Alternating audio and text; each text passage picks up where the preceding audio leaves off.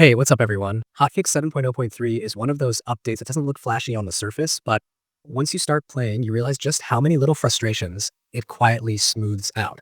And honestly, that's where some of the most important work happens. A big thing right away is stability.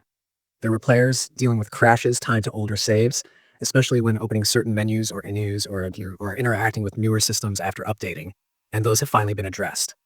If you've ever had that moment where the game just drops you back to desktop for no obvious reason, this patch is aimed directly at that kind of experience.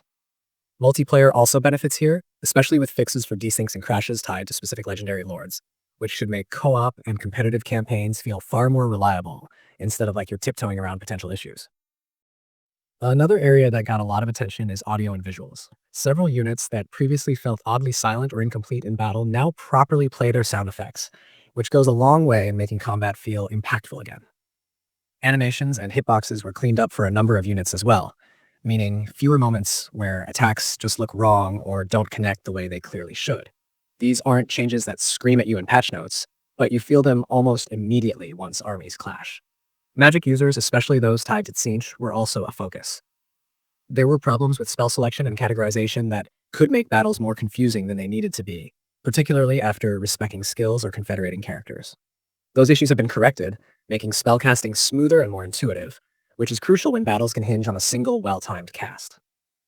On the campaign side, there are loads of smaller fixes that add up.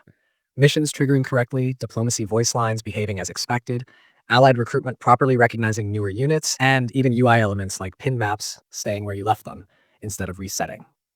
There's also a performance improvement specifically for players using very large UI scaling on high-resolution displays, which should make menus feel snappier and less sluggish. What really stands out about this update is that it feels like housekeeping done right. It doesn't reinvent systems or introduce sweeping changes, but it respects your time by making sure things work the way they were always supposed to. Battles feel cleaner, campaigns feel more stable, and the game overall feels more confident in its footing. If you've been holding off on a long campaign because of nagging issues or odd behavior, this patch quietly removes a lot of those reasons, and that's something worth appreciating.